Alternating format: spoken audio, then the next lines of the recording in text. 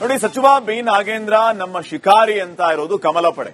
ಶತಾಯಗತಾಯ ನಾಗೇಂದ್ರ ರಾಜೀನಾಮೆಯನ್ನ ಕೊಡ್ಲೇಬೇಕು, ಅಲ್ಲಿವರೆಗೂ ನಾವು ಯಾವುದೇ ಕಾರಣಕ್ಕೂ ಸುಮ್ಮನೆ ಕೂರಲ್ಲ ಅಂತ ಜೆಡಿಎಸ್ ಕಮಲ ಪಡೆ ಇರಾದೆಯನ್ನ ತೆಗೆದುಕೊಂಡಾಗಿದೆ. ಉದ್ದೇಶ ಮತ್ತು ಅದರ ರಿಫ್ಲೆಕ್ಷನ್ ಈಗ ಉಭಯ ಸದನಗಳಲ್ಲಿ ಕಾಣ್ತಾ ಇದೆ. ಉಭಯ ಸದನದಲ್ಲೂ ಕೂಡ ರಾಜೀನಾಮೆ ಕೊಡಲೇಬೇಕು ಅಂತ ಆಗ್ರಹಿಸಿ ಪ್ರತಿಭಟನೆ ಮಾಡ್ತಾ ಇದ್ದಾರೆ.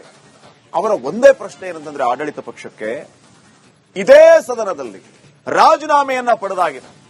ಈ ಹಿಂದೆ ಇದ್ದ ಮುಖ್ಯಮಂತ್ರಿಗಳು ಲೂಟಿಯಾದ ವಿಚಾರವನ್ನ ಮಾತಾಡಿಯಾಗಿದೆ. ಅದೆಲ್ಲ ಆದ್ಮೇಲೆಯೂ ಕೂಡ, ರಾಜೀನಾಮೆ ಪಡೆದ ಮೇಲೆಯೂ ಕೂಡ ಅಂತವರನ್ನ ನೀವು ಮಂತ್ರಿ ಮಾಡಿದ್ದೀರಿ. ಕಳಂಕಿತರು ಮಂತ್ರಿಯಾಗಿ ಮುಂದುವರಿಯೋದು ಸೂಕ್ತವೇ? ಅಂತವರನ್ನ ಕೂರಿಸಿಕೊಂಡು ಸದನ ನಡೆಸ್ತೀರಾ ಅಂತ ಪ್ರಶ್ನೆ ಮಾಡ್ತಾ ಇದ್ದಾರೆ ಬಿಜೆಪಿ ಅವರು. ಸರ್ಕಾರದ ಮೇಲೆ ಮಗದಷ್ಟು ಒತ್ತಡ ಹಾಕೋದು, ಪಾದಯಾತ್ರೆಗೂ ಪ್ಲಾನ್ ಮಾಡುವಂತ ಕೆಲಸ ಆಗಿತ್ತು. ಆಗಸ್ಟ್ 14ನೇ ತಾರೀಕು ಪಾದಯಾತ್ರೆ ಬಗ್ಗೆ ವಿಜೇಂದ್ರ ಮಾತಾಡಿದ್ರು. ವಾಲ್ಮೀಕಿ ನಾಯಕರಿಂದಲೇ ಮನವಿ ಆಗಿದೆ, ಪಾದಯಾತ್ರೆ ಮಾಡೋಣ ಅಂತ ಹೇಳಿದ್ದಾರೆ ಅಂತ ವಿಜೇಂದ್ರ ಮಾತಾಡಿದ್ರು. ಆದ್ರೆ ಇವತ್ತು ಬಿಜೆಪಿ ಎಸ್ಟಿ ನಾಯಕರ ಸಭೆ ಆಗುತ್ತೆ. ಆ ಸಭೆಯಲ್ಲಿ ಒಂದು ನಿರ್ಧಾರಕ್ಕೆ ಬರ್ತಾರೆ. ಆ ನಿರ್ಧಾರ ಪಾದಯಾತ್ರೆ ಬೇಡ, ಪಾದಯಾತ್ರೆ ರದ್ದಾಯಿತು. ಪಾದಯಾತ್ರೆ ಮಾಡಿದರೆ ಸಮುದಾಯಕ್ಕೆ ಬೇಸರ ಆಗುತ್ತೆ ಎನ್ನುವಂತ ವಾದ ಅಲ್ಲಿ ಕೇಳಿ ಬಂತು.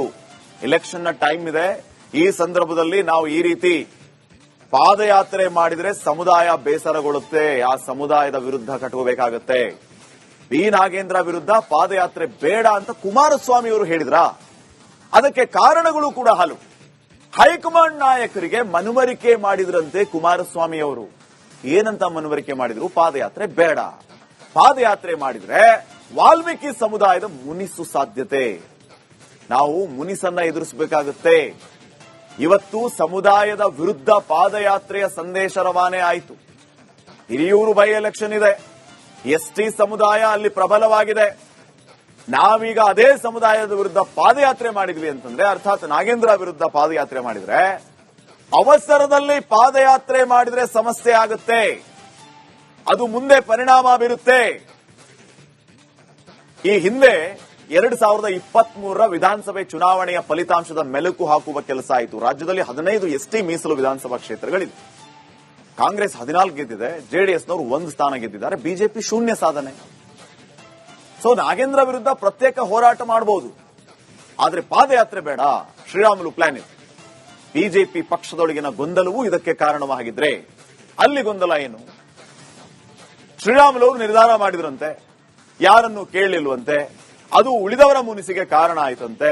ಜೊತೆಗೆ ಈಗ ಸದ್ಯಕ್ಕೆ ಏನಾದ್ರೂ ಈ ರೀತಿಯ ಪಾದಯಾತ್ರೆ ಮಾಡಿದ್ರೆ ಮುಂದಿನ ದಿನಮಾನಗಳಲ್ಲಿ ಆ ಸಮುದಾಯದ ವಿರೋಧವನ್ನ ನಾವು ಕಟ್ಕೋಬೇಕಾಗತ್ತೆ, ಮತ್ತೆ ಅವರನ್ನ ಕನ್ವಿನ್ಸ್ ಮಾಡೋದಕ್ಕೆ ಸಾಧ್ಯ ಆಗಲ್ಲ.